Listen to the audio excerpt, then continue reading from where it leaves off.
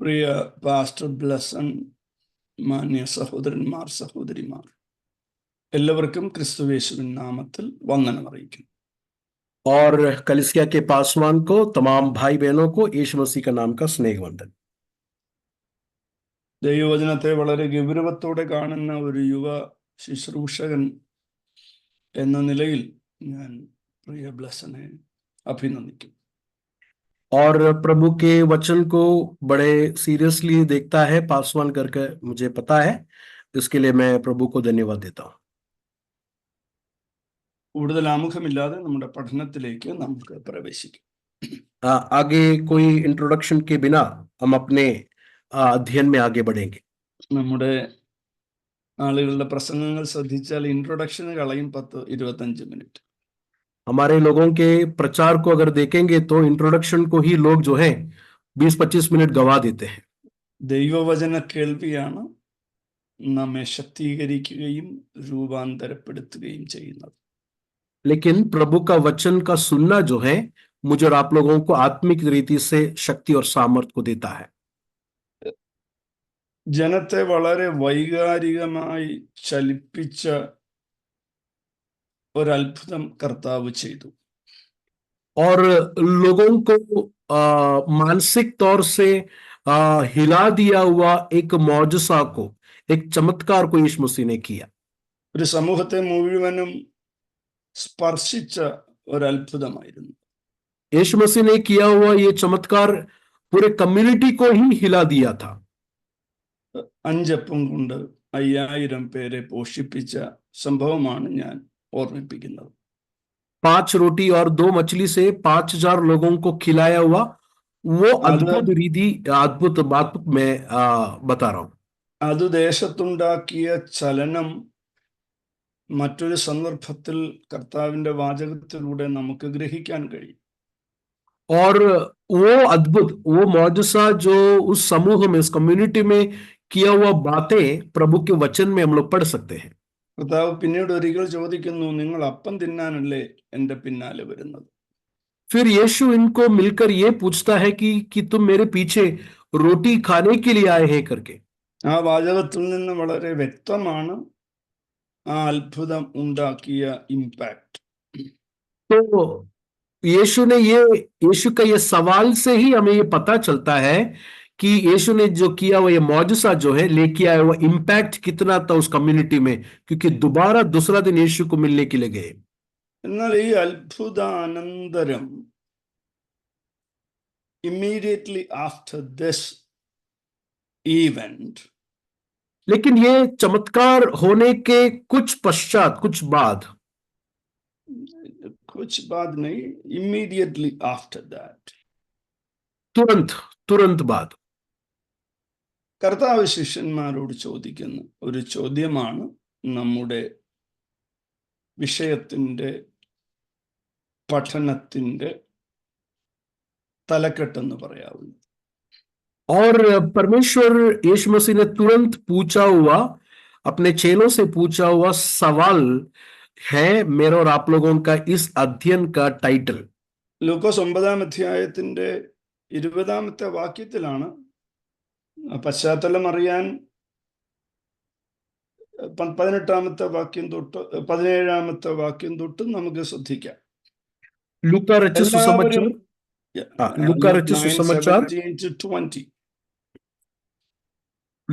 सुसमाचार 9वां अध्याय उसका 17 से लेके 20 वचन। എല്ലാവരും തിന്ന് തൃപ്തരായി ശേഷിച്ച കഷ്ണം 12 കൊട്ട എടുത്തു.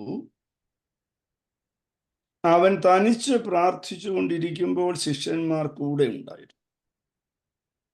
അവൻ അവരോട്, പുരുഷാരം എന്നെ ആരെന്ന് പറയുന്നു എന്ന് ചോദിച്ചു. 20-ാമത്തെ വാക്യത്തിൽ അടുത്ത ചോദ്യം, നിങ്ങൾ എന്നെ ആരെന്ന് പറയും? 17 से जब हम लोग पढ़ेंगे तो सब लोग ने खाकर तृप्त हुए और बचे हुए टुकड़े से 12 टोकरी भरकर उठाई। जब वहां एकांत में प्रार्थना कर रहा था और चेले उसके साथ थे तो उसने उनसे पूछा कि लोग मुझे क्या कहते हैं। उन्होंने अलग अलग जवाब दिया। तो यीशु मसीह ने मुड़कर अपने चेलों से पूछा कि तुम मेरे बारे में क्या कहते हो। നിങ്ങൾ എന്നെ ആരെന്ന് പറയും? परंतु तुम मुझे क्या कहते हो। നമ്മുടെ പഠനത്തിന്റെ ആധാരമാണ് ഈ ചിന്ത. हमारा ये 3 दिन का बाइबल स्टडी का ये जो सवाल है, ये सवाल के आधार पर होगा हमारा अध्ययन। ഫിലിപ്പി ലേഖനം 3-ാം അധ്യായം 10-ാമത്തെ വാക്യത്തിൽ പൗലോസ് ഇങ്ങനെ പറയുന്നു, फिलिपियों के खत 3 अध्याय उसका 10वां वचन में पौलुस इस तरह कहता है। എനിക്ക് അവനെ അറിയണം. पौलुस कहता है कि मैं उसे जानना चाहता हूं। അപ്പൊ യേശു കർത്താവ് ചോദിക്കുകയാണ്, നിങ്ങൾ എന്നെ ആരാണ് എന്നറിയുന്നു? तो यीशु मसीह अपने चेलों से पूछ रहा है लूका 9 में कि तुम मेरे बारे में क्या जानते हो, नहीं तो तुम क्या जानते हो। പൗലോസ് പറയുന്നു, എനിക്ക് അവനെ അറിയണം. पौलुस रसूल कहता है कि मैं उसे जानना चाहता हूं। ക്രിസ്തുവിനെ സംബന്ധിച്ച ഈ പഠനം തികച്ചും കാലോചിതമാണ് എന്ന് ഞാൻ കരുതുന്നു. और मसीह के बारे में ये जो अध्ययन है, ये विशेष तौर से संपूर्ण रीति से हर एक समय में सिखाया और अध्ययन किया हुआ करता हुआ बात है। കാരണം യേശു കർത്താവിനെ വളരെ വികലമായി ചിത്രീകരിക്കുന്ന ഒരു കാലത്താണ് നാം പാർക്കുന്നത്. मैं और आप लोग ऐसे एक जमाने में जी रहे हैं जहां पर यीशु मसीह के बारे में लोग अपनी अपनी अलग अलग तरह तरह की रायों को बताकर उनके चित्र को ही, उनके उनके बारे में जो पहचान को ही बदल दिया है। എൻ്റെ ഭാഷയിൽ പറഞ്ഞാൽ, we have belittled our God. Pastor ji के भाषा में अगर बोलेंगे तो यीशु मसीह के पहचान को ही कम करके लोगों के सामने प्रस्तुत किया है। കർത്താവിനെ പ്രസന്റ് ചെയ്യുന്നത് കാണുമ്പോൾ വ്യക്തിപരമായി വളരെ വേദനിക്കുന്ന ഒരാളാണ് ഞാൻ. और जब भी यीशु मसीह को प्रेजेंट करता हुआ जब भी मैं सुनता हूं या जब मैं देखता हूं तो मुझे दिल में दर्द होता है। ദീർഘവർഷങ്ങൾക്ക് മുമ്പ് ദൈവത്തിന്റെ ആത്മാവ് എനിക്ക് തന്ന ഒരു വെളിപ്പാടനുസരിച്ച് और ഞാൻ कुछ सालों ഒരു पहले ട്രാക്ട് प्रभु ने പ്രിന്റ് ചെയ്യുകയുണ്ടായി. और कुछ सालों पहले प्रभु के दास को परमेश्वर ने दिए हुए ज्ञान के अनुसार उन्होंने कुछ काम किया ഒരു ട്രാക്ട് പ്രിന്റ് ചെയ്യുകയുണ്ടായി. और उन्होंने एक ट्रैक्ट को जो है प्रिंट किया। ആ ട്രാക്ട് ഇതാണ്. ക്രിസ്തു, और वो കാണാമോ നിങ്ങൾക്ക്? Can you see it?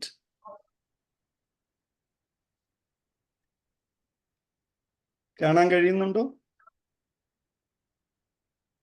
Yes yes yes അല്ലല്ല, ഈ ട്രാക്ട് കാണാൻ കഴിയുന്നുണ്ടോ? കാണാൻ കഴിയുന്നുണ്ട്. ക്രിസ്തു ആരെന്ന് നിങ്ങൾ പറയുന്നു?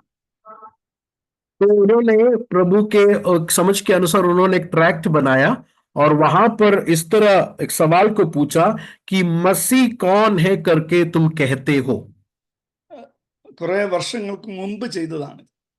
कुछ साल पहले पास्टर जी ने किया हुआ काम था ये। അപ്പൊ അത്ര വർഷങ്ങൾക്ക് മുമ്പ് തന്നെ ക്രിസ്തുവിനെ ഇത്ര വികലമായി ചിത്രീകരിക്കുന്നതിനെ കുറിച്ച് വളരെ ദുഃഖം അനുഭവിക്കുന്ന ഒരു ശുശ്രൂഷകനാണ്. और मतलब कहने का तात्पर्य यह है, बहुत साल पहले ही मैंने ये ट्रैक्ट बनाया लोगों को दिखाने के लिए, बताने के लिए।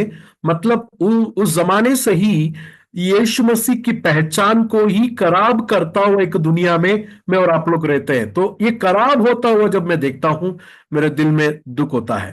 2018 ഞാനും എൻ്റെ ഭാര്യയും കാസർഗോഡ് മുതൽ തിരുവനന്തപുരം വരെ യാത്ര ചെയ്ത് ഓരോ ജില്ലയിലും ഓരോ ദിവസം പാർത്ത് ആ ജില്ലയ്ക്ക് വേണ്ടി പ്രാർത്ഥിക്കുകയും ഈ ട്രാക്ട് പോയ വഴികളിൽ പലയിടങ്ങളിൽ വിതരണം ചെയ്യുകയും ചെയ്തു.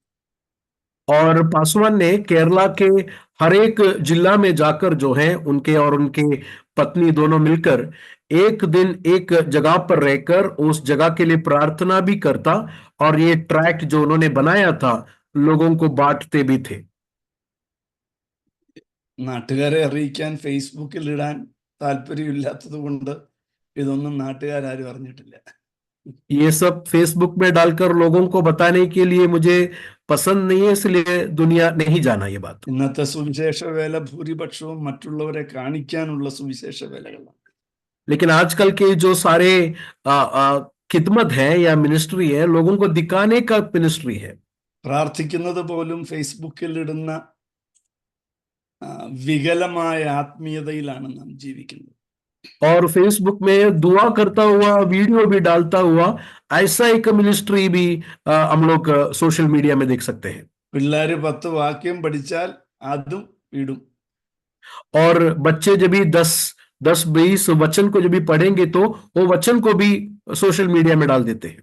വളരെ വികലമായ ഒരു ആത്മീയത കുഞ്ഞുങ്ങളുടെ മനസ്സിൽ ചെറിയ പ്രായത്തിലെ നാം കുത്തിവെക്കുകയാണ് ചെയ്യുന്നത്. और यीशु मसीह के बारे में जो सही पहचान जो है हम लोग मसीह लोगों के अंदर ही कम होता हुआ हम लोग देखते हैं। അതുകൊണ്ട് ഈ ദിനങ്ങളിൽ വളരെ ചുരുക്കമായി മാത്രമാണ് പഠിപ്പിക്കുക. ധൃതി പിടിച്ച് പഠിപ്പിക്കാതെ പഠിപ്പിക്കുന്ന കാര്യങ്ങൾ വളരെ വ്യക്തമായി കേൾവിക്കാർക്ക് ഗ്രഹിക്കണമെന്ന് ഞാൻ വളരെ താല്പര്യപൂർവ്വം ആഗ്രഹിക്കുന്നു. तो इसके लिए मैं चाहता हूं कि बड़े घाई से नहीं, धीरे धीरे से इस विषय को आप लोगों को समझाऊं मैं। ക്രിസ്റ്റോളജി എന്ന ശാസ്ത്രം വേദപുസ്തകത്തിലെ ഏറ്റവും തിരുവെഴുത്തിലെ ഏറ്റവും പ്രധാനപ്പെട്ട ദൈവശാസ്ത്ര വിഷയമാണ്. और मसीही सिद्धांत क्रिस्टोलॉजी करके जो ये टॉपिक है बाइबल में, नहीं तो मसीही जिंदगी में एक महत्वपूर्ण विषय है। अथवा this is the most important doctrine of the Bible. और मसीह के विश्वास में, नहीं तो बाइबल में एक सबसे महत्वपूर्ण सिद्धांत है। ക്രിസ്തു ഇല്ലെങ്കിൽ വേദപുസ്തകത്തിന് അർത്ഥമില്ല. अगर मसीह नहीं है तो बाइबल के अंदर कुछ भी नहीं है। ക്രിസ്തു ഇല്ലെങ്കിൽ സഭയ്ക്ക് അർത്ഥമില്ല. अगर मसीह नहीं है तो कलीसिया का कोई मतलब नहीं है। ക്രിസ്തു ഇല്ലെങ്കിൽ ആരാധനയ്ക്ക് അർത്ഥമില്ല. मसीह नहीं है तो हमारा वर्शिप, हमारा आराधना में कोई मतलब नहीं है। ക്രിസ്തു ഇല്ലെങ്കിൽ സ്വർഗവും നരകവും ഇല്ല. मसीह नहीं है तो स्वर्ग और नरक भी नहीं। ക്രിസ്തു ഇല്ലെങ്കിൽ നിത്യതയില്ല. मसीह नहीं है तो अब्दी जिंदगी, नित्य जीवन नहीं है। ഇന്നത്തെ പല സഭകളിലും ക്രിസ്തു എന്ന വാക്കുപോലും ഇല്ലാത്ത പ്രസംഗങ്ങളാണ് ഭൂരിപക്ഷവും കേൾക്കുന്നത്. आजकल के कलीसियाओं में हम लोग देखते हैं कि मसीह करके वर्ड भी इस्तेमाल कम करते हैं। മഹാനായ സ്പർജന്റെ വാക്കുകൾ കടമെടുത്താൽ, സ്നേഹിത, നിന്റെ പ്രസംഗത്തിൽ ക്രിസ്തു ഇല്ലെങ്കിൽ നീ നിന്റെ പ്രസംഗം നിർത്തുക എന്നാണ്. चार्ल्स स्पर्जन ने इस तरह कहा कि भाई, अगर आपके प्रचार में मसीह नहीं है तो आपका प्रचार वहां पर बंद करो। വേദപുസ്തകത്തിലെ മറ്റു വ്യക്തികളെ കുറിച്ച് പ്രസംഗിക്കുന്നത് തെറ്റല്ല, പക്ഷെ ക്രിസ്തു ഇല്ലാത്തൊരു സന്ദേശം ഉണ്ടാകാൻ പാടില്ല. बाइबल के अंदर के बाकी कैरेक्टर्स के बारे में या प्रचार करना गलत नहीं है, लेकिन मसीह नहीं है हमारे प्रचार में तो कुछ भी नहीं है।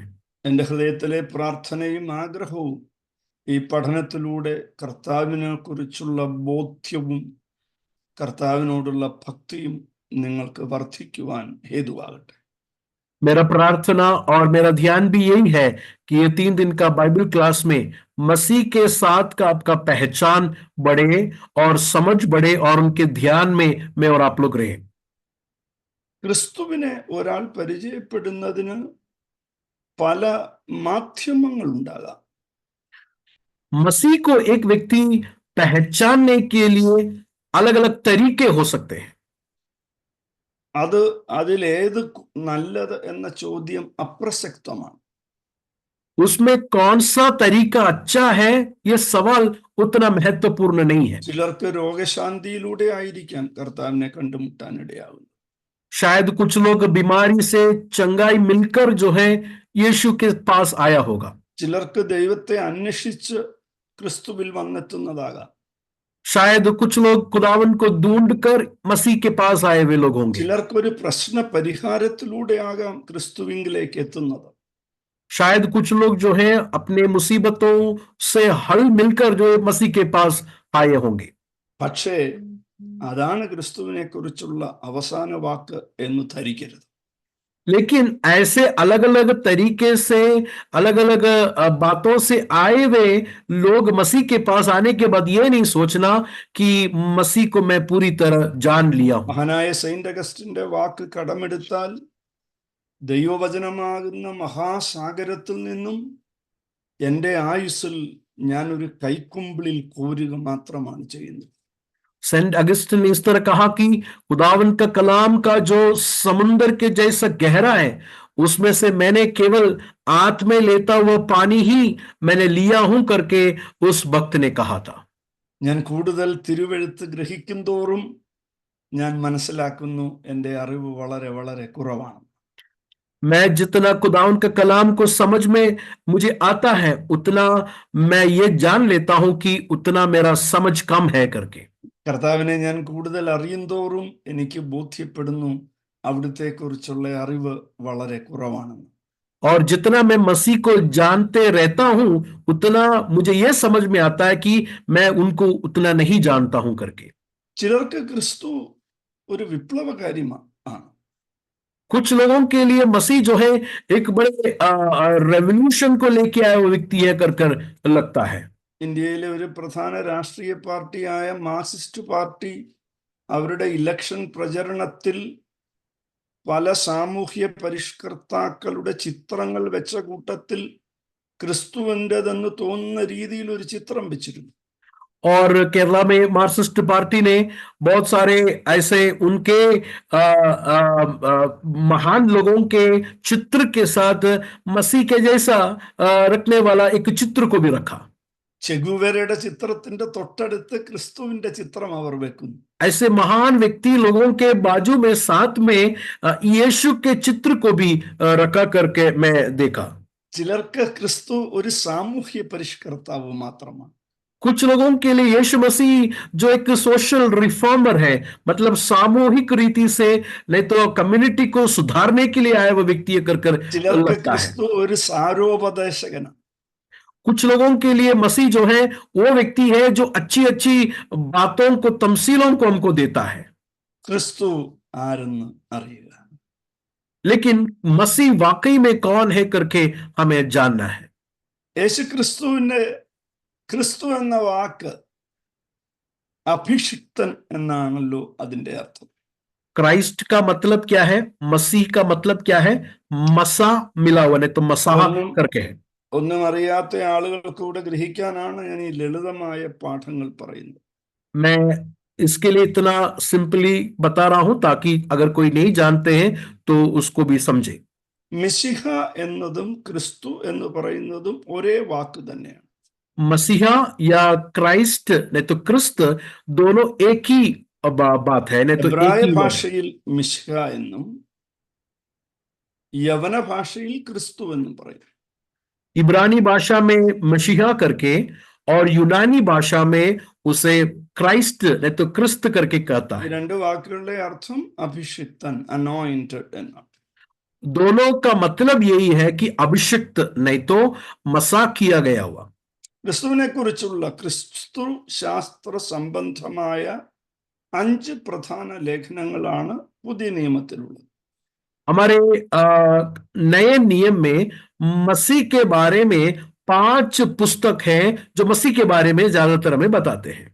അതിന്റെ അർത്ഥം ഈ 5 പുസ്തകങ്ങളിലാണ് ക്രിസ്തുവിനെ കുറിച്ച് പറഞ്ഞെന്നല്ല, ക്രിസ്തു ശാസ്ത്ര സംബന്ധിയായുള്ള 5 പ്രധാന പുസ്തകങ്ങൾ. मेरा कहने का तात्पर्य ये नहीं है कि नए नियम में खाली यही 5 पुस्तक में है यीशु के बारे में। मेरा कहने का मतलब ये है कि मसीह का सिद्धांत नहीं तो क्रिस्टोलॉजी नहीं तो क्राइस्ट का डॉक्ट्रिन को सही रीति से दिखाता हुआ 5 पुस्तक न्यू टेस्टमेंट में है। വേദപുസ്തകത്തിലെ 66 പുസ്തകങ്ങളിലും ക്രിസ്തുവിനെ കുറിച്ച് പറയുന്നുണ്ട്. बाइबल के शुरू से लेके अंत तक मसीह के बारे में जिक्र किया है, नहीं तो बताया गया है, उनके बारे में लक्षण दिया है। ഓരോ പുസ്തകങ്ങളിലെയും ക്രിസ്തു എന്നത് നമുക്ക് മറ്റൊരു പാഠഭാഗമായി പഠിക്കാവുന്നതാണ്. और हर एक बुक में मसीह के बारे में नहीं तो मसीह का पहचान को हम लोग एक अलग सब्जेक्ट करके पढ़ सकते हैं। എന്നാൽ ഈ 5 പുസ്തകങ്ങൾ ഏതാണെന്ന് ആമുഖമായി നാം ചിന്തിക്കുന്നു. लेकिन न्यू टेस्टमेंट का ये 5 पुस्तक कौन सा है करके जरा हम लोग देखें. ആ പുസ്തകങ്ങളിലുള്ള ക്രിസ്തുശാസ്ത്രം ഒന്നും നമുക്ക് പഠിക്കാൻ സമയമില്ല. और वो 5 पुस्तक में जो यीशु के बारे में जो लिखा हुआ बातें सीखने के लिए हमारे पास समय नहीं है. ഫിലിപ്പിയ ലേഖനം, കൊലോസ്യ ലേഖനം, എബ്രായ ലേഖനം, Ephesians, Colossians, Hebrew, Philippines and Philemon. Paswan ने बोला वो ये 5 पुस्तक जो है मसीह के सिद्धांत को बताता हुआ है करके हम लोग देख सकते हैं. ഒന്ന് കൊലോസ്യ ലേഖനം, पहला कोलोसी के खत, രണ്ട് ഫിലിപ്പി ലേഖനം, दूसरा फिलिपियों के खत, മൂന്ന് എഫേസ്യ ലേഖനം, तीसरा इफिसियों के खत, 4 എബ്രായ ലേഖനം, चौथा इब्रानियों के खत, 5 ഫിലമോൻ എഴുതിയ കത്ത്. 5वां फिलेमोन को लिखा गया हुआ खत. ഒരു പേജ് മാത്രമുള്ള ഫിലമോൻ എഴുതിയ കത്ത് തന്നെ നമുക്ക് ഒരു മാസം മുഴുവൻ പഠിക്കാൻ മാത്രം ആഴമുള്ളതാണ്. फिलेमोन का खत जो है एक ही पेज है, वो एक पेज एक महीना सीखने के लिए है उसके अंदर. വേദപുസ്തകത്തിന്റെ പഠനത്തെ കുറിച്ചൊക്കെ ചിന്തിച്ചാൽ മഹാനായ ജോൺ പൈപ്പർ തന്റെ സഭയിൽ റോമാലേഖനം പഠിപ്പിച്ചത് 8 വർഷമാണ്. और बाइबल स्टडी के बारे में अगर हम लोग देखेंगे तो जॉन पाइपर करके एक प्रभु के दास ने अपने चर्च में रोमियो के खत 8 साल सिखाया. ഞാൻ റോമാലേഖനം എന്റെ കൂട്ടായ്മയിൽ പഠിപ്പിച്ചത് 1.5 വർഷമാണ്. पासवान ने रोमियो के खत 1.5 साल सिखाया उनके चर्च में. അത്രമാത്രം ആഴമുള്ളതാണ് ദൈവത്തിന്റെ വചനം. क्योंकि उतना गहरा है प्रभु का वचन. എന്തുകൊണ്ടാണ് ക്രിസ്തുശാസ്ത്രം വേദപുസ്തകത്തിലെ ഏറ്റവും പ്രധാനപ്പെട്ട പാഠ്യവിഷയമായിരിക്കുന്നത്?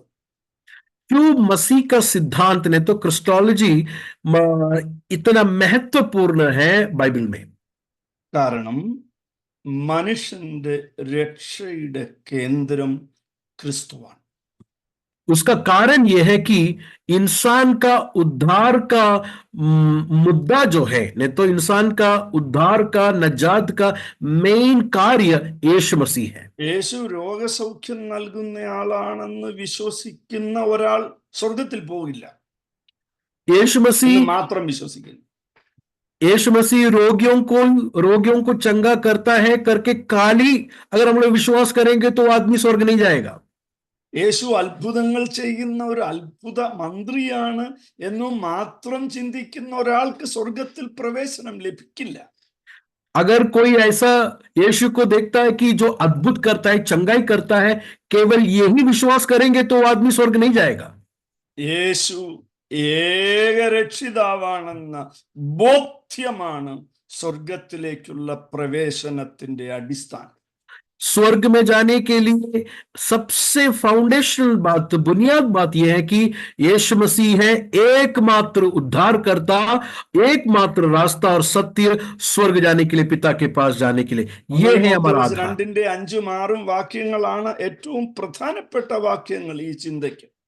और ये चिंताओं में ഇത് വേഴ്സസ് ഞാൻ കേട്ടില്ല പക്ഷേ 1 തിമോത്തിയോസ് 2-5-6, दूसरा तिमोथियोस 2 का 5 और 6 ये विषयों को ज्यादा गहराई से बताता है. ഒരുവനല്ലോ ദൈവത്തിനും മനുഷ്യർക്കും മധ്യസ്ഥൻ ഒരുവൻ, എല്ലാവർക്കും വേണ്ടി മറുവിലയായി തന്നെത്താൻ കൊടുത്ത മനുഷ്യനായ ക്രിസ്തുയേശു തന്നെ.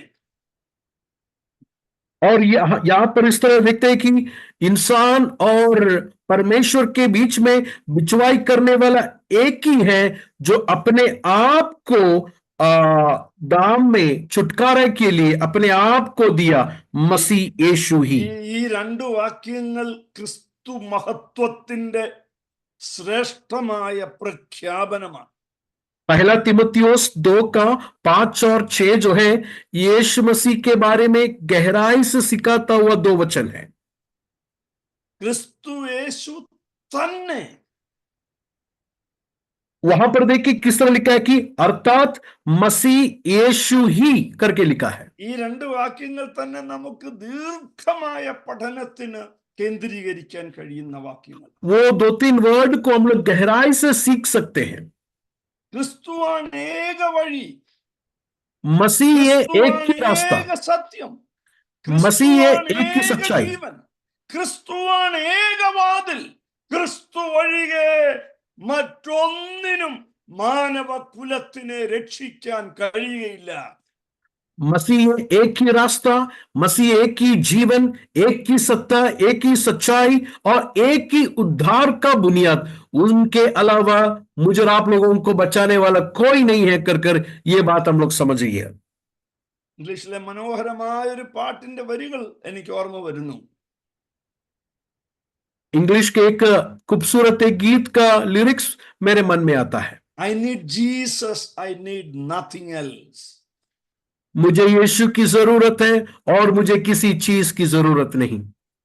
മഹാനായ ജോൺ ന്യൂട്ടൺ തന്റെ വാർദ്ധക്യത്തിൽ എത്തിയപ്പോൾ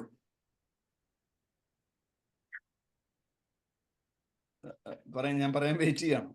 हाँ। മഹാനായ ജോൺ ന്യൂട്ടൺ അമേസിംഗ് ഗ്രേസ് എന്ന അതിമഹത്തായ ഗാനം എഴുതിയ ആ ദൈവ മനുഷ്യൻ തന്റെ മരണത്തോടടുക്കുമ്പോൾ പറഞ്ഞ ശ്രേഷ്ഠമായ ഒരു വാചകമുണ്ട്. अमेजिंग ग्रेस करके हम लोग सब लोग जानता हुआ गीत लिखा हुआ जॉन न्यूटन उनके उस मौत के अंतिम समय में बोला हुआ एक बात है। എന്റെ ഓർമ്മ മുഴുവൻ കുറഞ്ഞു പോകുന്നു, मेरा याददाश्त पूरा कम हो रहा है। എന്റെ ഓർമ്മ എത്ര കുറഞ്ഞാലും ഞാൻ മറക്കാത്ത രണ്ട് കാര്യങ്ങളുണ്ട്. मेरा याददाश्त कितना भी कम हो जाएंगे तो भी मैं नहीं भूल सकता हुआ दो बातें हैं। ഞാൻ ഒരു മഹാപാപിയാണ്, എനിക്കൊരു മഹാരക്ഷിതാവുണ്ട്. दो बातें हैं जो मैं याद करता हूं, एक मैं एक महापापी हूं और दूसरा मेरा एक महान उद्धार करता है। യേശു ആയിരിക്കട്ടെ നമ്മുടെ ധ്യാനം മുഴുവനും. मेरे भाई और बहनों, यीशु मसीह ही मेरे और आप लोग का ध्यान, मेरे और आप लोग का गान भी होने दो। നമ്മുടെ നാട്ടിലൊക്കെ ഉള്ള പാട്ടുകൾ പോലും, ഈ കാലങ്ങളിൽ ഇറങ്ങുന്ന പാട്ടുകൾ പോലും ശ്രദ്ധിച്ചാൽ യേശു എന്ന വാക്കില്ലാത്ത എത്രയോ പാട്ടുകളാണ് ഇറങ്ങുന്നത്. आजकल निकलता हुआ गीतों को अगर देखेंगे तो कितने गीतों में यीशु करके नाम भी नहीं होता है। യേശുവില്ലാത്തൊരു പാട്ട് നമ്മുടെ നാവിൽ ഉണ്ടാകരുത്. यीशु नहीं है ऐसा गीत हमारे जुबान में नहीं होना है। യേശുവില്ലാത്തൊരു പ്രസംഗം നമ്മുടെ നാവിൽ ഉണ്ടാകരുത്. यीशु नहीं है ऐसा एक प्रचार भी हमारा नहीं होना चाहिए। യേശു നമ്മുടെ നാവിൽ എപ്പോഴും ചലിക്കട്ടെ. യേശു എന്ന വാക്ക്, यीशु करके वचन नहीं तो नाम जो है हमारे जुबान में हमेशा रहे। ഈ പഠനം നിങ്ങൾക്ക് കർത്താവിനോടുള്ള സ്നേഹം വർദ്ധിപ്പിക്കുവാൻ ഹേതുവാകട്ടെ. ये पढ़ाई, ये जो अध्ययन है आप लोगों को यीशु को और प्यार करने के लिए आपको शक्ति और सामर्थ्य दे। നോട്ട് എഴുതേണ്ടവർക്ക് ക്രമീകൃതമായി എഴുതി പോകാം. जो नोट लिखते हैं सिस्टमैटिकली आप लोग लिख के जा सकते हैं। ഒന്ന്, पहला, യേശുവിന്റെ മുൻ അസ്തിത്വം. सबसे पहला बात हम लोग देखेंगे कि यीशु मसीह का प्री എക്സിസ്റ്റൻസ് ഓഫ് ക്രൈസ്റ്റ്. യേശുവിന്റെ മുൻ അസ്തിത്വം അഥവാ മറിയയിൽ ജനിക്കുന്നതിന് മുമ്പ് യേശു ഉണ്ടായിരുന്നു.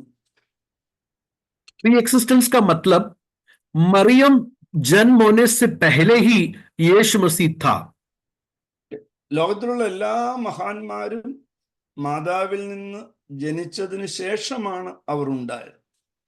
दुनिया का हर एक महान लोग जो है माँ बाप से नहीं तो माँ से पैदा होने के बाद वो लोग महान हुए हैं।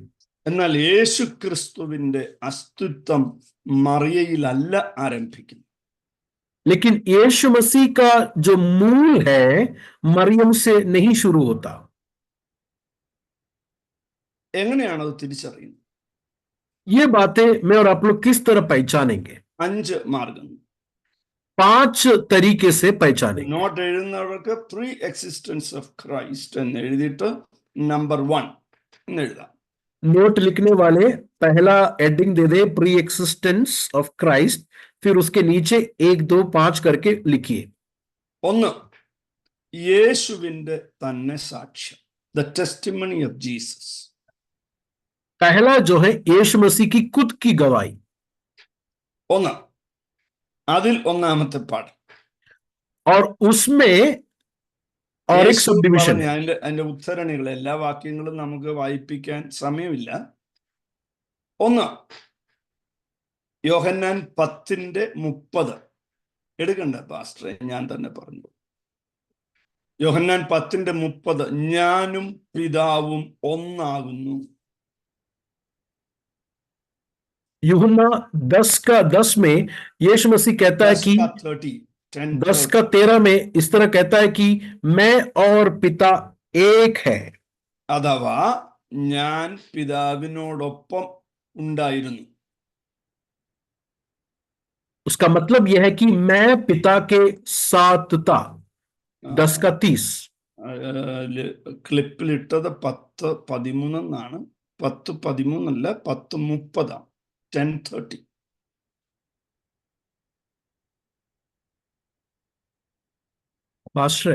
രണ്ടാമത്തെ വാക്യം യേശുവിന്റെ സാക്ഷ്യം. പാസ്റ്റർ അത് മലയാളത്തിലും ഇംഗ്ലീഷിലും കൂടെ അങ്ങ് പറഞ്ഞു, അപ്പൊ അത് കൺഫ്യൂഷൻ വരത്തില്ല. പാസ്റ്റർ മലയാളം और इंग्लिश में बोलेंगे तो आप लोग नोट लिखने के लिए हो सकेगा। യോഹന്നാൻ 8:58, ജോൺ 8:58, അബ്രഹാം ജനിച്ചതിന് മുമ്പേ ഞാൻ ഉണ്ട്. നിങ്ങൾ മനസ്സിലാവുന്നുണ്ടല്ലോ, കർത്താവ് മറിയയിൽ ജനിച്ചതിന് മുമ്പേ ഉണ്ടായിരുന്നു എന്നതിന് കർത്താവ് തന്നെ പറഞ്ഞ വാക്യങ്ങളാണ് നാം ഇവിടെ പറയുന്നത്. हम लोग ये वर्सेस जो बोल रहे हैं, ये टाइटल के नीचे जो वर्सेस आप लिख रहे हैं, किसके लिए लिख रहे हैं? क्योंकि यीशु ने खुद अपने बारे में बोला हुआ गवाही है। क्या है वो गवाही? कि मरियम जन्म होने से पहले ही यीशु मसीह था।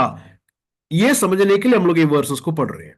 യോഹന്നാൻ 10:30 പറഞ്ഞു, ഞാനും പിതാവും ഒന്നാകുന്നു. यूहन्ना 10:58 പറഞ്ഞു, അബ്രഹാം ജനിക്കുന്നതിന് മുമ്പേ ഞാൻ ഉണ്ടായിരുന്നു. यूहन्ना 10:30 में यीशु मसीह ने कहा कि मैं और पिता एक है, और जॉन 8:58 में यीशु मसीह कहता है कि अब्राहम उत्पन्न होने से पहले मैं हूं करके यीशु ने कहा। ജോൺ 17:5, ഇപ്പോൾ പിതാവേ, ലോകമുണ്ടാകും മുമ്പേ എനിക്ക് നിന്റെ അടുക്കൽ ഉണ്ടായിരുന്ന മഹത്വം. अगला यूहन्ना 17:5, और अब है पिता, तू अपने साथ मेरी महिमा उस महिमा के से कर जो जगत के होने से पहले मेरे तेरे साथ था। ലോകമുണ്ടാകുന്നതിന് മുമ്പേ താൻ ഉണ്ടായിരുന്നു എന്ന് കർത്താവ് സ്ഥാപിക്കുകയാണ് ഇവിടെ. देखे, यूहन्ना 17:5 में यीशु क्या कह रहा है कि दुनिया बनने से पहले ही यीशु मसीह था कर यीशु मसीह खुद गवाही दे रहा है।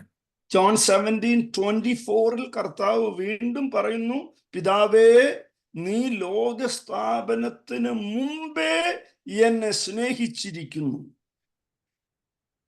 और यूहन्ना 17:24 में वहां पर लिखा है कि है पिता, कि दुनिया के आरंभ से ही, जगत की उत्पत्ति के पहले से ही तूने मुझसे मोहब्बत किया।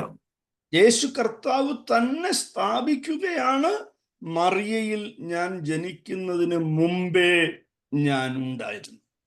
ये सारे वर्सेस ये बात को बताता है कि मरियम से जन्म होने से पहले ही यीशु मसीह था करके। ഒരിക്കൽ ഞാൻ ഒരു യോഗം കഴിഞ്ഞ് ട്രെയിനിൽ സഞ്ചരിക്കുമ്പോൾ एक बार पासवान मीटिंग के बाद ट्रेन में जा रहे थे, മറ്റൊന്നും ചെയ്യാനില്ലാത്തതുകൊണ്ട് ഞാൻ എൻ്റെ ബാഗിൽ നിന്ന് വേദപുസ്തകം എടുത്ത് വായിച്ചുകൊണ്ടിരിക്കുകയായിരുന്നു. मुझे दूसरा कुछ करने के लिए नहीं था, तो मैंने अपने बैग से बाइबल को लिया और पढ़ रहा था। ആ ട്രെയിനിൽ ആ കമ്പാർട്ട്മെന്റിൽ 3-4 മറ്റു മതസ്ഥരായ അവരുടെ മതപഠന ക്ലാസ്സിൽ പോയ ചെറിയ പയ്യന്മാരിപ്പുണ്ടായി. और उस कंपार्टमेंट में और भी युवक लोग थे, नौजवान लोग थे, जो बाकी रिलीजियन स्टडी सब करके आए हुए बेटे हैं. അവരുടെ മതപഠന ക്ലാസ് കഴിഞ്ഞ് വരികയാണെന്ന് അവരുടെ വസ്ത്രധാരണത്തിൽ നിന്ന് എനിക്ക് മനസ്സിലായി. उनके पोशाक, उनके कपड़े से ही मुझे पता चला कि वो लोग अपने रिलीजियस स्टडीज करके आए हुए हैं। അവരുടെ തലയിലെല്ലാം തൊപ്പിയുണ്ടായി. और उनके सरों में टोपी थी। ഈ പയ്യന്മാര് ഞാൻ വേദപുസ്തകം തുറന്ന് ഈ വായിക്കുന്നത് കണ്ട് എൻ്റെ അടുത്ത് വന്നിരുന്ന് ചോദ്യങ്ങൾ ചോദിക്കാൻ തുടങ്ങി. जब मैंने बाइबल को खोला तो ये नौजवान लड़के ने मेरे पास आकर मुझसे सवाल पूछने लगे। ആ ചോദ്യങ്ങളുടെ സ്വഭാവം കേട്ടാൽ തന്നെ അറിയാം അവരെ അത് അങ്ങനെ പഠിപ്പിച്ചു വിട്ടതാണെന്ന്. तो उस सवाल को अगर हम सुनेंगे तो ही पता चल जाता है कि उनके रिलीजियस गुरु लोगों ने उनको ये सिखाकर भेजा है। ഞാൻ അവർ ചോദിച്ച ഒന്ന് രണ്ട് ചോദ്യങ്ങൾക്ക് വളരെ കൃത്യമായി ലളിതമായി മറുപടി പറഞ്ഞു. उनके सवालों का मैंने सही रीति से जवाब और सरल रीति से उनको जवाब दिया। അടുത്ത അവരുടെ ചോദ്യം, മറിയയിൽ ജനിച്ച യേശുവിനെ നിങ്ങൾക്ക് എങ്ങനെയാണ് ദൈവമെന്ന് പറയാൻ കഴിയുന്നത്? अगला सवाल उन्होंने ये पूछा, मरियम से पैदा हुआ यीशु खुदावंद है, परमेश्वर है करके कैसा आप बोल सकते हैं? നിങ്ങളോട് ആ ചോദ്യം ചോദിക്കുമ്പോൾ ഉദ്ധരിക്കേണ്ട വാക്യങ്ങളാണ് നാം ഈ പഠിച്ചുകൊണ്ടിരിക്കുന്നത് എന്ന് മറക്കരുത്. आप लोग ये बात नहीं भूलना, आप लोग से कोई अगर एक सवाल पूछेंगे तो ये वर्सेस आप लोग को बताना है, क्योंकि यीशु ने खुद अपनी गवाही दी कि मरियम उत्पन्न होने से पहले मैं था करके। യേശു ഭൂമിയിൽ വിപ്ലവം ചെയ്യാൻ, ഒരു മാറ്റം വരുത്താൻ വന്ന ഒരു സോഷ്യൽ ആക്ടിവിസ്റ്റ് ആയിരുന്നില്ല. मेरे भाई और बहनों, यीशु मसीह इस जगत में कोई सोशल रिफॉर्म को लेके आने के लिए, आर्थिक अवस्था को बदलने के लिए आया हुआ व्यक्ति नहीं है यीशु मसीह। അവിടുന്ന് ലോകസ്ഥാപനത്തിന് മുമ്പേ ഉണ്ടായിരുന്ന സത്യ ദൈവമായിരുന്നു. दुनिया बनने से पहले ही यीशु मसीह था और वो सत्य परमेश्वर है करके मैं और आप लोग अच्छी तरह समझना है। രണ്ടാമത്തെ പാഠം, दूसरा टॉपिक, दूसरा എക്സിസ്റ്റൻസ് डिवीजन, ഓഫ് ക്രൈസ്റ്റിന്റെ രണ്ടാം പാഠം. प्री एक्सिस्टेंस ऑफ क्राइस्ट का फर्स्ट पॉइंट हम लोग ने लिखा, सेकंड पॉइंट को जो है हम लोग लिखने के लिए जा रहे हैं। ആദ്യത്തെ പാഠം യേശുവിന്റെ ടെസ്റ്റിമണി ഓഫ് ക്രൈസ്റ്റ്. पहला, यीशु मसीह की खुद की गवाही हम लोग ने രണ്ട്, देखी। പ്രൊഫറ്റിക് ടെസ്റ്റിമണീസ്, പ്രവാചക സാക്ഷ്യങ്ങൾ. दूसरा जो है नबूवतें के जरिए से यीशु मसीह के बारे में बोला हुआ गवाही। വളരെ പ്രധാനപ്പെട്ട രണ്ട് പാഠങ്ങൾ മാത്രമേ ഞാൻ ഇവിടെ പറയുന്നുള്ളൂ. मैं केवल महत्वपूर्ण दो टॉपिक को यहाँ पर बताता हूं। യേശു ക്രിസ്തുവിനെ കുറിച്ച് 55 പ്രവചനങ്ങൾ പഴയ നിയമ ഗ്രന്ഥങ്ങളിലുണ്ട്. ओल्ड टेस्टमेंट में तकरीबन 55 नबूवतें हैं, भविष्यवाणी है यीशु मसीह के बारे में। ഒന്നാമത്തെ രണ്ട് കാര്യങ്ങൾ, ഏറ്റവും പ്രധാനപ്പെട്ടത് അവന്റെ ഉത്ഭവം പണ്ടേ ഉള്ളതും പുരാതനവുമായിരുന്നു. മീഖ 5:2.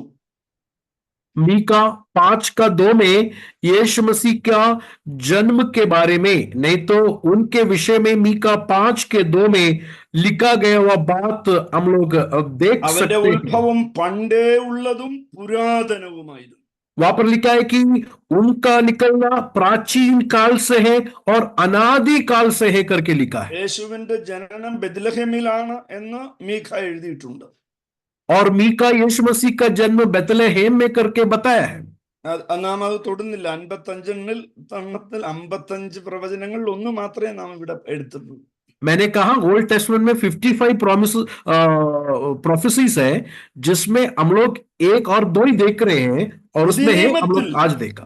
പുതിയ നിയമത്തിലേക്ക് വരുമ്പോൾ മറ്റൊരു പ്രവാചകൻ പറയുന്നു, और नए नियम में आएंगे तो दूसरा एक नबी इस तरह कहता है, സ്നാപക യോഹന്നാൻ പറയുകയാണ്, यूहन्ना बपतिस्मा देने वाला इस तरह कहता है, എന്റെ പിന്നാലെ ഒരു പുരുഷൻ വരുന്നു, അവൻ എനിക്ക് മുമ്പേ ഉണ്ടായിരുന്നു. यूहन्ना इस तरह कहता है कि मेरे पीछे एक पुरुष आ रहा है, वो मेरे से पहले ही था करके कहा। ജോൺ 1:30. यूहन्ना 1:30। നിങ്ങൾക്കറിയാം, യോഹന്നാൻ ജനിച്ചതിന് ശേഷമാണ് യേശു ക്രിസ്തു ജനിച്ചത്. आप लोग को पता है कि यूहन्ना का जन्म होने के बाद ही यीशु मसीह का जन्म हुआ था। ഓർമ്മയുണ്ടല്ലോ, മറിയ എലിസബത്തിനെ കാണാൻ ചെല്ലുമ്പോൾ എലിസബത്ത് ഓൾറെഡി ഗർഭിണിയാണ്. आप लोग को पता है कि मरियम एलिजाबेथ को मिलने के लिए गई थी, एलिजाबेथ ऑलरेडी प्रेग्नेंट थी। പക്ഷെ യോഹന്നാൻ പറയുകയാണ്, അവൻ എനിക്ക് മുമ്പേ ഉണ്ടായിരുന്നു. लेकिन यूहन्ना एक क्या कहता है कि वो मुझसे पहले था, അവൻ എനിക്ക് മുമ്പേ ഉണ്ട്. वो मुझसे पहले था। He is pre-exist. He pre-exists before he was born through Mary. यूहन्ना का गवाही यह है कि मरियम में पैदा होने से पहले ही यीशु था, पहले ही से ही था कर कर कहता है। 3 അപ്പോസ്തലന്മാരുടെ സാക്ഷ്യം. तीसरा जो है प्रेरितों का, रसूलों का गवाही। 1 യോഹന്നാന്റെ വാക്ക്. पहला യോഹന്നാൻ रसूल, ജോൺ पहला ബാപ്റ്റിസ്റ്റ് रसूल അല്ല, John. Yohannan, John the epistle writer, John the disciple. पहला गवाही जो है यूहन्ना डिसाइपल, यूहन्ना रसूल का है।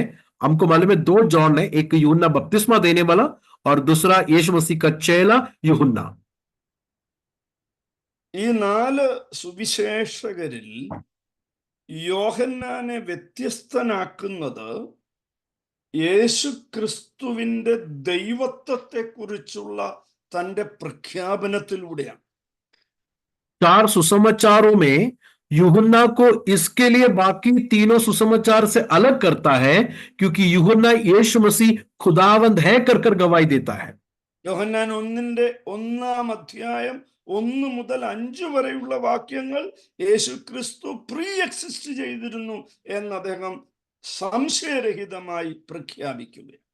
यूहन्ना पहला अध्याय उसका 1 से लेके 5 पढ़ेंगे तो यीशु मसीह सारे सृष्टि के आदि में ही था, आदि में ही वचन था, आदि में ही था कर कर बिना कोई भूल के, बिना कोई डाउट के से बता रहा है। ആദിയിൽ വചനമുണ്ടായിരുന്നു. वहां पर लिखा है कि इब्तिदा में कलाम था। ഏതാണ് ഈ ആദി എന്ന വാക്ക് എന്താ അർത്ഥമാക്കുന്നത്? आदि का मतलब क्या है, नहीं तो इब्तिदा का मतलब क्या है? ഉൽപ്പത്തി പുസ്തകത്തിലെ ആദ്യത്തെ പദവും ആദിയിലെന്നാ. पैदाइश उत्पत्ति पहला अध्याय उसका पहला वचन भी क्या है, आदि करके लिखा है, नहीं तो इब्तिदा करके लिखा है। in the beginning of what? किसके बिगिनिंग, नहीं तो किसके आदि में ये बात को कहा है? ദൈവത്തിന് ആദി ഉണ്ടെങ്കിൽ ദൈവം ദൈവമാകുന്നില്ല. अगर खुदावंद को इब्तिदा है, अगर खुदावंद को शुरुआत है तो वो खुदावंद नहीं होता। തുടക്കമുള്ളതും ഒടുക്കമുള്ളതും ദൈവമാകുന്നില്ല. खुदावंद को शुरू भी नहीं है, उनको अंत भी नहीं है।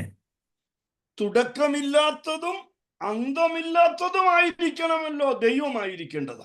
अगर खुदावंद खुदावंद अगर होना है तो उनको शुरू भी नहीं होना चाहिए, उनको अंत भी नहीं होना चाहिए। സോ ഇവിടെ ഇൻ ദ ബിഗിനിങ് എന്ന് പറഞ്ഞിരിക്കുന്ന എന്തിനെ കുറിച്ചാണ്? तो यहां पर आदि नहीं तो इब्तिदा का मतलब क्या है? In the beginning of time എന്നാണ് അവിടുത്തെ അർത്ഥം. उसका मतलब यह है कि समय के पहले से ही परमेश्वर यीशु मसीह था। In the beginning of time, സമയത്തിന്റെ ആദിയിൽ, ആരംഭത്തിൽ. और समय के उस आदि में यीशु मसीह था, यह है उसका मतलब। അപ്പൊ അതിനെന്താ സമയം എന്നുള്ളതിനെ കുറിച്ചൊരു ഐഡിയ നമുക്കുണ്ടാകും. समय का मतलब क्या है, जरा उसको हम लोग जरा समझेंगे। സമയം എന്ന് പറയുന്നത് മനുഷ്യന് വേണ്ടി മാത്രം രൂപപ്പെട്ട ഒന്നാണ്. टाइम नहीं तो समय जो है परमेश्वर ने बनाया हुआ एक बात है जो इंसान के लिए बनाया था। അതുകൊണ്ടാണ് വെളിപ്പാട് പുസ്തകത്തിൽ പറയുന്നത് സമയം ഇനിയില്ല. इसके लिए प्रकाशित वाक्य में इस तरह कहता है कि अभी समय नहीं है। ടൈംലെസ്നെസ് എന്ന് പറയുന്നത് ഇന്ന് മനുഷ്യന് മനസ്സിലാക്കാൻ പറ്റുന്ന ഒരു കാര്യമേ അല്ല. बिना समय का एक जमाना हम लोग अपने दिमाग में सोच भी नहीं सकते, वो जमाना जो समय के बाहर है। അതിന്റെ കാരണം നമ്മളുടെ ജീവിതം മുഴുവൻ സമയത്തിനകത്ത് അധിഷ്ഠിതമാണ്. क्योंकि हमारा जिंदगी पूरा जो है टाइम के अंदर हुआ है, टाइम के बाहर हम लोग क्या है हमको नहीं मालूम। എ പീരീഡ് വിത്തൗട്ട് ടൈം എന്ന് പറയുന്നത് മനുഷ്യ ബുദ്ധിക്കും അപ്പുറത്തുള്ളൊരു കാര്യം. मतलब एक जमाना जिसमें टाइम ही नहीं था, उसके बारे में मेरे और आप लोग के दिमाग में ये सोच भी नहीं आ सकता है। എന്തിനു പറയുന്നു, മഹാനായ ആൽബർട്ട് ഐൻസ്റ്റീന് പോലും എ ടൈംലെസ് പീരീഡ് എന്നതിനെ നിർവചിക്കാൻ കഴിഞ്ഞിട്ടില്ല. महान अल्बर्ट आइंस्टाइन भी वो जमाने के बारे में नहीं बता सकता है जो बिना टाइम का है. അപ്പൊ ആദിയിൽ വചനം ഉണ്ടായിരുന്നു എന്നതിന്റെ അർത്ഥം സമയത്തിന്റെ ആദിയിൽ വചനം ഉണ്ടായിരുന്നു. तो आदि में वचन था, उसका मतलब क्या है? समय बनने से पहले, टाइम बनने से पहले ही वचन था, परमेश्वर यीशु मसीह था. यह है उसका मतलब. അപ്പസ്തോലന്മാരുടെ സാക്ഷ്യത്തിൽ ചില വാക്യങ്ങൾ മാത്രം നാം ചിന്തിച്ചു പോവുകയാണ്. हम लोग रसूलों का नहीं तो प्रेरितों की गवाही को देख रहे, उसमें से कुछ वचनों को हम लोग देखने के लिए जा रहे हैं. ഫിലിപ്പിയർ 2:6 പറയുകയാണ്, ഫിലിപ്പിയർ 2:6 പറയുകയാണ്, അവൻ ദൈവരൂപത്തിൽ ഇരിക്കെ. ബാക്കി മുഴുവൻ എടുക്കുന്നില്ല, ആശയം മാത്രം പറഞ്ഞു പോവുക. देखिए 2:4 में क्या लिखा है? फिलिपियर 2:4 में, जिसने परमेश्वर के स्वरूप में होकर भी. അപ്പൊ അവൻ മറിയയിൽ ജനിക്കുന്നതിന് മുമ്പ് അവൻ ദൈവരൂപത്തിൽ ഇരുന്ന ഒരു കാലമുണ്ട്. मतलब क्या है? मरियम में जन्म होने से पहले ही परमेश्वर के स्वरूप में रहने वाला वो जमाना, वो टाइम. 1 തിമോത്തിയോസ് 3:16 പറയുകയാണ്, ഫസ്റ്റ് തിമോത്തി 3:16, അവൻ ജഡത്തിൽ വെളിപ്പെട്ടു. और वहां पर इस तरह लिखा है 3:16 में कि वो शरीर में प्रकट हुआ, मुजस्सम हुआ करके लिखा है. മലയാളത്തിൽ നമ്മൾ ജീസസ് വാസ് ബോൺ എന്ന്, യേശു ജനിച്ചു എന്ന് പറയുന്നതിനേക്കാളും ഉന്നതമായ ഒരു പദം യേശു ജഡത്തിൽ വെളിപ്പെട്ടു എന്ന് പറയുന്നതാണ്. यीशु मसीह पैदा हो गया करके बोलने से बेहतर यीशु मसीह बदन पर नहीं तो शरीर पर अपीयर हुआ, प्रकट हुआ करके बोलना बेहतर. ഈ മാനിഫെസ്റ്റഡ് എന്ന പദമാണ് ശരിയായി ഉപയോഗിക്കുന്നത്. अगर सही रीति से बोलेंगे तो यीशु मसीह प्रकट हुआ करके बोलना ही सही रीति है. എബ്രായർ 1:2 പറയുന്നു, ഹീബ്രു 1:2 പറയുന്നു, അവൻ മുഖാന്തരം ലോകത്തെ ഉളവാക്കി. और इब्रानियों 1:2 में इस तरह लिखा है कि उन्होंने उनके माध्यम से सारी सृष्टि की रचना की. മൂന്ന് കാര്യങ്ങൾ, മൂന്ന് ഫാക്ടേഴ്സ് നമ്മൾ പറഞ്ഞു. യേശു ക്രിസ്തുവിന്റെ പ്രീ എക്സിസ്റ്റൻസിന്റെ തെളിവായി हम लोग ने 3 बातों को अभी तक देखा यीशु मसीह का प्री एक्सिस्टेंस के उस हेडलाइन के नीचे. ഒന്ന്, യേശു ക്രിസ്തുവിന്റെ വാക്കുകൾ. सबसे पहला यीशु मसीह प्री एक्सिस्टेंट था, नहीं तो सबसे पहला था करके सबूत क्या है? सबसे पहला यीशु मसीह की गवाही. 2, പ്രവാചക വാക്യങ്ങൾ. दूसरा नबियों का भविष्यवाणियां. 3, അപ്പസ്തോലന്മാരുടെ വാക്കുകൾ. और तीसरा रसूलों का नहीं तो प्रेरितों का गवाहियां. നാലാമത്തത് चौथा बात, സൂചനകളുടെ സാക്ഷ്യം, ടെസ്റ്റിമണി ഓഫ് ഇംപ്ലിക്കേഷൻ. चौथा बात है टेस्टिमनी ऑफ इम्प्लीकेशंस. ഫിസിക്സ് പഠിച്ചിട്ടുള്ളവർക്കറിയാം ഇംപ്ലൈഡ് പ്രിൻസിപ്പിൾസ്. और फिजिक्स पढ़े हुए लोगों को पता है इनक्लाइड प्रिंसिपल्स का मतलब. സാഹചര്യങ്ങളിൽ നിന്നും എത്തുന്ന അനുമാനം എന്നാണ് ഏകദേശം പറയാൻ കഴിയുന്ന മലയാള അർത്ഥം. उसका मतलब यह है कि जो हमारे अर्थव्यवस्था है उस व्यवस्था के ऊपर उपलब्ध होने वाली बातें. സൂചനകൾ എന്തൊക്കെയാണ്? क्या क्या है इसका बातें? ഒന്ന്, സൃഷ്ടി നടന്നത് പുത്രനാൽ ആണെന്ന് ദൈവവചനം പറയുന്നു.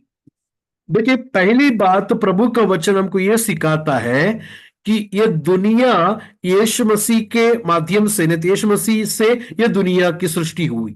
അതിനുള്ള ആധാരവാക്യങ്ങൾ യോഹന്നാൻ 1:3, ജോൺ 1:3, സകലവും അവൻ മുഖാന്തരം ഉളവായി. यूहन्ना 1:3 में लिखा है कि सारी बातें उनके माध्यम से रची गई. കൊലോസ്യർ 1:16 പറയുന്നു, സകലവും അവൻ മുഖാന്തരം സൃഷ്ടിക്കപ്പെട്ടു. और कोलोसियों 1:16 में लिखा है कि सारी वस्तुएं सृष्टि की गई उनके द्वारा. ഹെബ്രായർ 1:10, ഹീബ്രു 1:10 പറയുന്നു, അവൻ കർത്താവേ നീ പൂർവകാലത്ത് ഭൂമിക്ക് അടിസ്ഥാനമിട്ടു. और इब्रानियों 1:10 में लिखा है कि है प्रभु आदि में तू पृथ्वी को नींव डाली. ചുരുക്കത്തിൽ സൃഷ്ടിപുത്രനാലാണ് എന്ന് തിരുവെഴുത്ത് പറയുന്നതിനാൽ മറിയയിൽ ജനിക്കുന്നതിന് മുമ്പേ യേശു ഉണ്ടായിരുന്നു എന്ന് തെളിയുന്നു. ये बात साबित होता है यीशु मसीह ने क्रिएशन किया है, क्रिएटर है, तो मरियम जन्म होने से पहले ही यीशु मसीह था।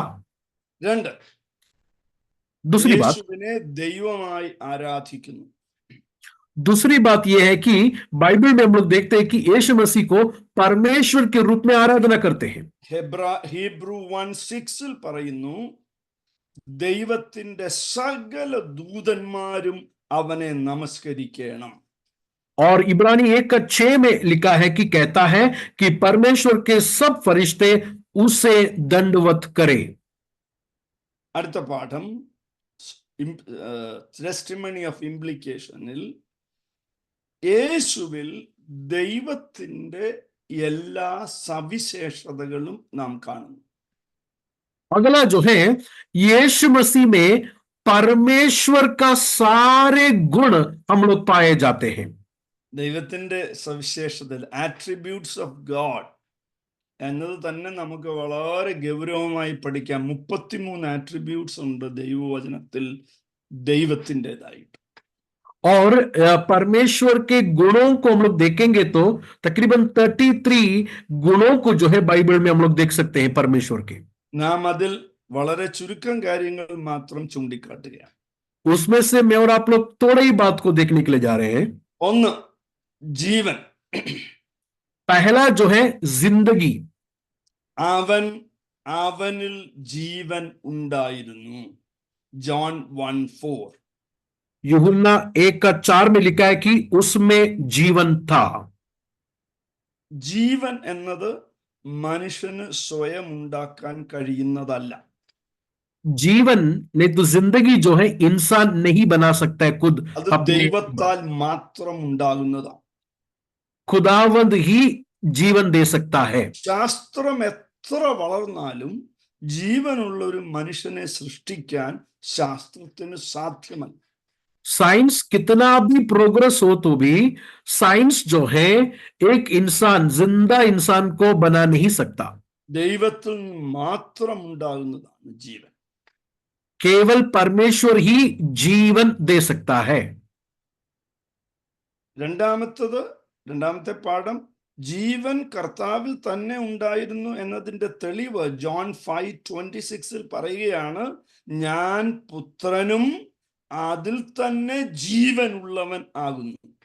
यूहन्ना 5:26 में हम लोग ये देखते हैं कि यीशु मसीह कहता है कि क्योंकि जिस रीति से पिता अपने आप में जीवन रखता है उसी रीति से पुत्र को भी जीवन है करके यीशु कहता है। യേശുവിൽ ജീവനുണ്ട്.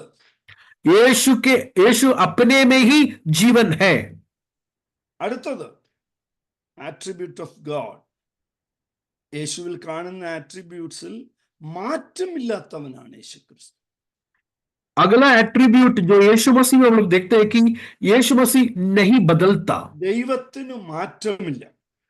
जिस तरह परमेश्वर नहीं बदलता, യാക്കോബിന്റെ ലേഖനത്തിൽ നമ്മൾ വായിക്കുന്നുണ്ട്, അവൻ ഗതിഭേദത്താൽ ആച്ഛാദനം സംഭവിക്കാത്തവൻ. और याकूब के पत्री में हम लोग देखते हैं कि परमेश्वर अपने इसमें कोई कभी बदलता नहीं है करके। ലോകത്തിലുള്ളത് എല്ലാത്തിനും മാറ്റം സംഭവിക്കും. और दुनिया में जो कुछ भी चीज है, हर एक चीज जो है बदलते हैं। മനുഷ്യന് മാറ്റം സംഭവിക്കും. इंसान बदलते हैं, എന്നാൽ യേശു ക്രിസ്തുവിന് മാറ്റം സംഭവിക്കില്ല. लेकिन यीशु मसीह एक सा है, वो नहीं बदलता है। എബ്രായർ 13:8 വാക്യം നാം എല്ലാം പ്രിയപ്പെടുന്ന ഒരു വാക്യമാണ്. इब्रानियों 13:8 में इस तरह हम देखते हैं, ഇന്നും എന്നേക്കും അനന്യൻ തന്നെ. यीशु मसीह कल और आज और युगायुग का एक सा है करके लिखा है। He is an unchanging God. और यीशु मसीह कभी नहीं बदलने वाला परमेश्वर है करके। കാലം മാറുമ്പോൾ മാറുന്ന ഒരു ദൈവമല്ല യേശു ക്രിസ്തു. और दुनिया बदलने या सिचुएशन बदलने से बदलने वाला व्यक्ति नहीं है यीशु मसीह। വിധി മാറുമ്പോൾ മാറുന്ന ഒരുവനല്ല യേശു ക്രിസ്തു. हमारे आर्थिक अवस्था बदलेगा तो यीशु बदलता नहीं है। എന്റെ പ്രിയപ്പെട്ടവരെ, എന്റെ ക്രിസ്തീയ ജീവിതത്തിൽ ഞാൻ കർത്താവിനെ അറിയും തോറും കർത്താവിനോടുള്ള എന്റെ പ്രണയം വർദ്ധിച്ചിട്ടേ ഉള്ളൂ. मैं जितना यीशु मसीह को गहराई से जानने शुरू हुआ हूं, प्रभु से और गहराई प्यार मेरा बढ़ा हुआ है। There is none like him. यीशु मसीह के जैसा कोई नहीं है। മലയാളത്തിലെ മനോഹരമായ ഒരു പാട്ടിന്റെ വരികൾ നിങ്ങൾക്ക് അറിയാമല്ലോ, അവനെപ്പോൾ പറയാൻ ഒരാളുമില്ല. हम लोग एक मलयालम गीत हम लोग इस तरह गाते हैं, उनके जैसा बोलने वाला कोई नहीं है। He is so loving. कितना गहरा प्यार है यीशु का। എന്റെ പ്രിയപ്പെട്ട കുഞ്ഞെ, നിന്റെ ജീവിതത്തിൽ നിനക്ക് മറ്റൊന്നും വേണ്ട, ഈ കർത്താവ് മാത്രം മതി. मेरे प्रिय भाइयों बहनों, आपके जीवन में दूसरा किसी चीज की जरूरत नहीं है, यीशु मसीह ही काफी है, ई सफिशिएंट। കാലം മാറും, മനുഷ്യർ മാറും, ഇടപെടുന്നവർ മാറും, എന്നാൽ മാറാത്ത ഒരു ദൈവത്തെയാണ് നാം സേവിക്കുന്നത്. दुनिया बदल जाएंगे, समय बदल जाएंगे, सिचुएशंस बदल जाएंगे, लेकिन कभी नहीं बदलने वाला एक व्यक्ति अगर है तो वो हमारा यीशु मसीह है। ഹല്ലേലൂയ. നാലാമത്തെ പാഠം, അവൻ സർവ്വവ്യാപിയാണ്. चौथा जो है सर्वव्यापी है। മാത്യു 28:20. मत्ती का सुसमाचार 28वां अध्याय उसका ഞാൻ 20वां वचन। ലോകാവസാനത്തോളം എല്ലാ നാളും നിങ്ങളോട് കൂടെയുണ്ട്. मत्ती 28 का 20 में यीशु मसीह ने क्या कहा कि दुनिया के अंत तक मैं तुम्हारे साथ हूं। ഷാർജയിൽ ഇരുന്ന് ഒരു ദൈവ പൈതൽ വിളിക്കുമ്പോൾ കർത്താവ് അവിടെയുണ്ട്. शारजा में बैठकर एक व्यक्ति खुदावन को बुलाता है तो परमेश्वर वहां पर भी है। എറണാകുളത്തുള്ള ഒരു ദൈവ പൈതൽ വിളിക്കുമ്പോൾ കർത്താവ് അവിടെയുണ്ട്. एर्नाकुलम में बैठकर अगर कोई बुलाता है, केरला में बैठकर अगर कोई बुलाता है, वहां पर परमेश्वर। ആഫ്രിക്കയിൽ നിന്ന് ഒരു ദൈവ പൈതൽ വിളിക്കുമ്പോൾ കർത്താവ് അവിടെയുണ്ട്. दुनिया की कोई भी जगह पर बैठकर खुदावन को बुलाता है, यीशु मसीह उस जगह पर He रहता was not a man, he was God himself. है। और यीशु मसीह केवल इंसान नहीं बल्कि वो पूरा खुदावन भी है कर समझ लेना। വേഗത്തിൽ പറഞ്ഞു പോകുന്നതുകൊണ്ട് നിങ്ങൾക്ക് എഴുതാൻ കഴിയുന്നില്ലെങ്കിൽ, ഒന്ന്, അവനിൽ ജീവനുണ്ട്. मैं जल्दी बोल रहा हूं, अगर आप लोग लिखने नहीं पा रहे तो मैं और एक बार बोलता हूं। पहली बात, यीशु मसीह में पाता हुआ परमेश्वर का गुण क्या है? What are the attributes of God? पहली बात, जीवन है उनमें। അവൻ സെൽഫ് എക്സിസ്റ്റന്റ് ആണ്. രണ്ട്, दूसरी बात, वो खुद में उनके अंदर जीवन है, सेल्फ। മൂന്ന്, അവൻ മാറ്റമില്ലാത്തവനാണ്. तीसरा जो है वो एक सा है, वो नहीं बदलता है। നാല്, അവൻ സർവ്വവ്യാപിയാണ്. चौथा जो है वो सर्वव्यापी है। അഞ്ച്, അവൻ സർവജ്ഞാനിയാണ്. पांचवा जो है वो सर्वज्ञानी है। Reference Colossians 2:3. कोलोसे के खत 2 अध्याय उसका 3 वचन। ജ്ഞാനത്തിന്റെയും പരിജ്ഞാനത്തിന്റെയും നിക്ഷേപങ്ങൾ ഗുപ്തമായിട്ടിരിക്കുന്നു. और उसमें लिखा है कि जिसमें बुद्धि और ज्ञान के सारे भंडार छुपे हुए हैं करके लिखा है। 1 കൊരിന്ത്യർ 4:5, അവൻ ഇരുട്ടിൽ മറഞ്ഞിരിക്കുന്നത് വെളിച്ചത്താക്കും. पहला कोरिन्थियों 4 का 5 में इस तरह लिखा है कि जो अंधेरे में है उसे वो प्रकाश में लेके आता है। അവൻ സർവജ്ഞാനിയാണ്. और वो सर्वज्ञानी है।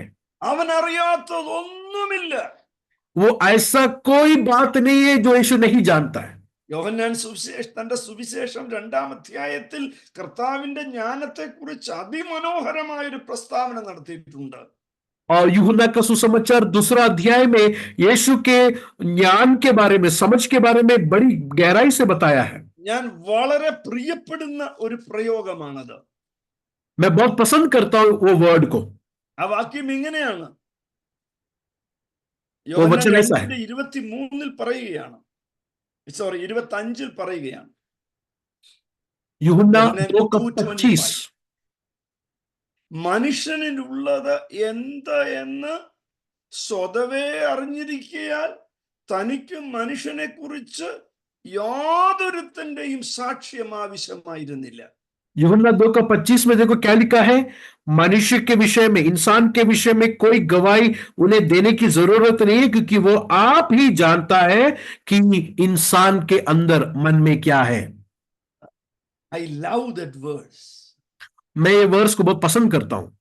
നമ്മൾ മറ്റൊരാളെ കുറിച്ച് നിഗമനങ്ങളിൽ എത്തുന്നത് വേറൊരാള് പറഞ്ഞു കേട്ടാണ്. हम लोग दूसरों के बारे में कब समझ में आता है, जब दूसरों के बारे में कोई हमसे कहता है तब। അത് വെച്ചാണ് നാം ആളെ കുറിച്ചുള്ള നമ്മുടെ ധാരണകൾ രൂപപ്പെടുത്തുന്നത്.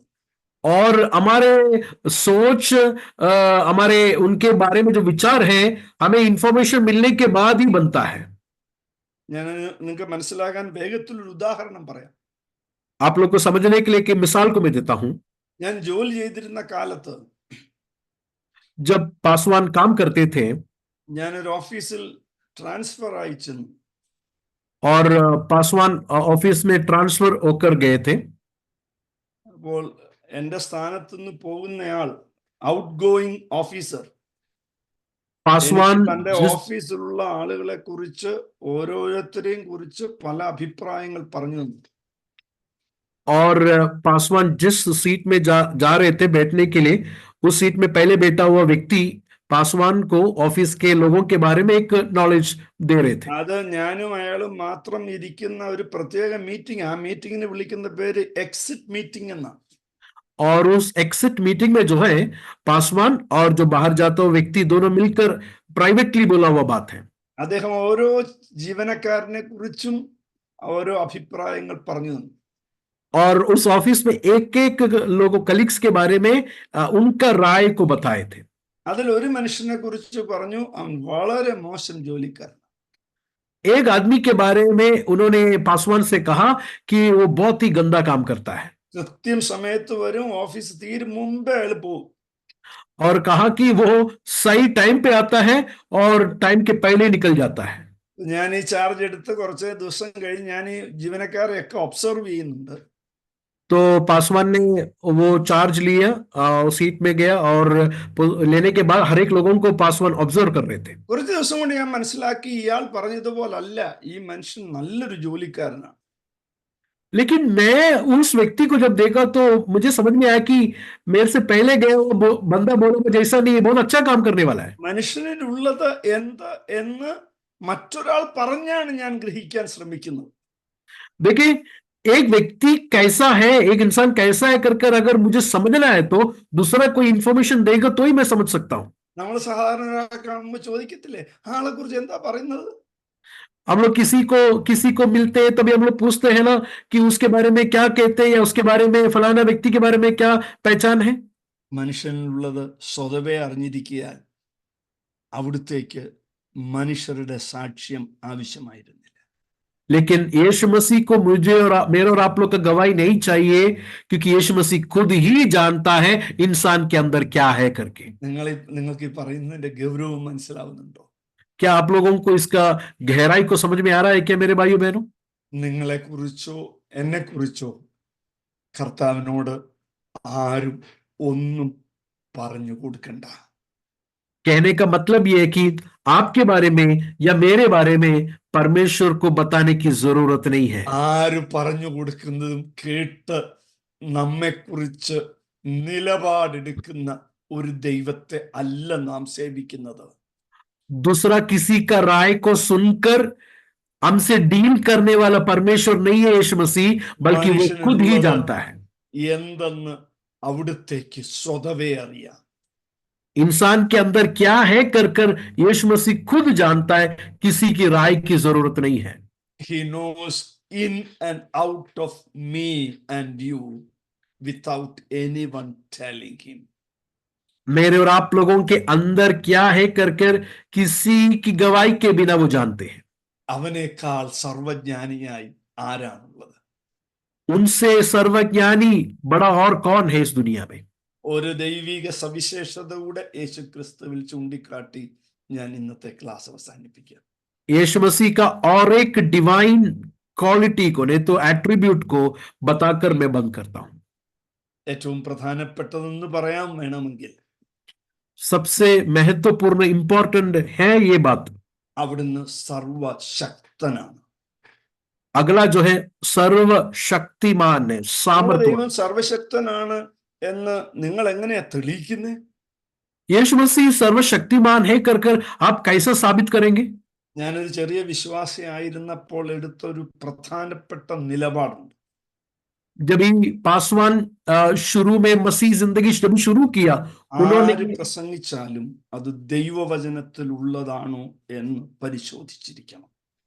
पासवान ने जब ही शुरू के बिलीवर थे, उन्होंने एक बात को ठान लिया था, कोई भी प्रचार करे मैं बाइबल में चेक करूंगा कि वैसा इधर लिखा है कि नहीं। ദൈവം യേശുക്രിസ്തു സർവശക്തനാണെന്ന് എന്താ തെളിവ്? क्या साबित कैसा साबित कर पाएंगे कि यीशु मसीह सर्वशक्तिमान है करके? മത്തായി 28:18, മാത്യു 28:18.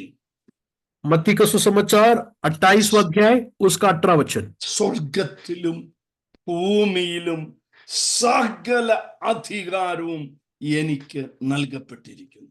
यीशु ने कहा कि स्वर्ग और पृथ्वी का सारा अधिकार मुझे दिया गया है। കർത്താവിന്റെ മേൽ സകല അധികാരവുമുണ്ട്. यीशु मसीह के ऊपर सारा अधिकार है। എന്റെ തലയിലെ ഒരു രോമം വീഴുന്നത് മുതൽ ലോകത്തിലെ ഏറ്റവും വലിയ ഭരണാധികാരിയെ മാറ്റുന്നതിന്റെ മേലും യേശുക്രിസ്തുവിന് അധികാരമുണ്ട്. मेरा सर में से एक बाल गिरने से और दुनिया का सबसे बड़ा पावरफुल लीडर को अपने जगह से निकालने तक यीशु मसीह का अधिकार है। അവിടുത്തെ അധികാരത്തിന്റെ മുകളിൽ ആർക്കും ഇരിപ്പിടമില്ല. उनके अधिकार के ऊपर, उनके अथॉरिटी के ऊपर दूसरा किसी को कोई अथॉरिटी नहीं है। നിന്റെ ജീവിതത്തിന്റെ മേൽ കർത്താവിനേക്കാൾ അധികാരമുള്ള മറ്റൊരാളില്ല. आपके जीवन के ऊपर अथॉरिटी परमेश्वर यीशु के अलावा दूसरा किसी को नहीं है। ഇന്ന് രാത്രിയിൽ ധൈര്യത്തോടെ പറയണം, എന്റെ ജീവിതത്തിന്റെ അധികാരം സർവശക്തനായ യേശുവിലാണ്. इसके लिए आज बड़े हिम्मत के साथ बोले कि मेरे ऊपर अधिकार परमेश्वर यीशु मसीह को ही है करके हिम्मत के साथ हम लोग बोले। യേശു ക്രിസ്തു സത്യ ദൈവമാണ്, ഏക സത്യ ദൈവമാണ്, മറ്റൊരു ദൈവം ഇല്ലവേ ഇല്ല. मेरे भाई और बहनों, यीशु मसीह सच्चा परमेश्वर है, एक ही परमेश्वर है, एक ही सच्चाई परमेश्वर है, दूसरा कोई परमेश्वर नहीं। അവിടുന്ന് നിത്യ ദൈവമാണ്. और वो नित्य परमेश्वर अब्दी खुदावंद है। അണ്ടർലൈൻ ചെയ്ത് പറയാൻ ആഗ്രഹിക്കുന്നു, അവിടുന്ന് ഏക സത്യ ദൈവമാണ്. मैं अंडरलाइन करके बोलना चाहता हूं, यीशु मसीह एक ही सत्य परमेश्वर है। സാധാരണ ഈ കാലങ്ങളിൽ ചെറുപ്പക്കാരായ നിരവധി ആളുകൾ എന്നോട് ചോദിക്കുന്ന ഒരു ചോദ്യമുണ്ട്. बहुत सारे नौजवान लोग यंगस्टर्स मुझसे पूछता हुआ एक सवाल है, പാസ്റ്റർ, അപ്പോൾ മറ്റു മതഗ്രന്ഥങ്ങളെല്ലാം തെറ്റാണോ? क्या आपका कहने का मतलब यह है कि बाकी सारी रिलीजन के बुक्स या रिलीजन गलत है क्या? മറ്റ് ആളുകൾ ആരാധിക്കുന്ന ദൈവങ്ങളെല്ലാം തെറ്റാണോ? क्या आपका कहने का मतलब है कि बाकी सारे परमेश्वर गलत है? എനിക്ക് ഒറ്റ ഉത്തരമേ ഉള്ളൂ, मुझे एक ही जवाब है, സത്യ ദൈവം യേശു ക്രിസ്തു മാത്രം. मुझे एक ही जवाब है, वो ये है, यीशु ही है परमेश्वर, वो है सच्चा परमेश्वर। നെഞ്ചിനോട് എഴുതി ചേർക്കണം, ഏക സത്യ ദൈവത്തെയാണ് ഞാൻ ആരാധിക്കുന്നത്. आप और मैं अपने छाती में उसे लिख के रख लेना कि मैं जिसकी आराधना करता हूं वो एक ही सत्य परमेश्वर वो यीशु मसीह है। മറ്റൊന്നും എനിക്കറിയത്തില്ല, ഏക സത്യ ദൈവമായ അങ്ങയെയും അങ്ങയുടെ പുത്രനെയും അറിയുന്നതാണ് എന്റെ ജീവിതത്തിന്റെ മഹാഭാഗ്യം. देखिए, मेरे और आप लोगों का जिंदगी का सबसे बड़ा ब्लेसिंग क्या है? खुदा बाप को जानना, उनके बेटे यीशु मसीह को जानना है दुनिया में सबसे बड़ा भाग्य। Your life is meaningless without Christ. आपका और मेरा जिंदगी कोई फायदा नहीं है अगर यीशु को अगर हम नहीं जानेंगे तो। നിങ്ങളുടെ ജീവിതം ശൂന്യതയാണ് ക്രിസ്തുവില്ലെങ്കിൽ. आपका और मेरा जीवन जो शून्य है अगर यीशु नहीं है तो। നിങ്ങളുടെ ജീവിതം നരകമാണ് ക്രിസ്തു ഇല്ലെങ്കിൽ. आपका जीवन जो है वो नरक है अगर मसीह नहीं है तो। നിങ്ങളുടെ ജീവിതം ലക്ഷ്യരഹിതമാണ് ക്രിസ്തു ഇല്ലെങ്കിൽ. अगर आपके जीवन में मसीह नहीं है तो बिना लक्ष्य के साथ आप जा रहे हैं। ഈ വചനങ്ങളാൽ സമയം കഴിഞ്ഞല്ലോ അല്ലേ? കർത്താവ് നിങ്ങളെ അനുഗ്രഹിക്കട്ടെ. ये समय ये वचन से प्रभु आप सब लोगों को आशीष दे।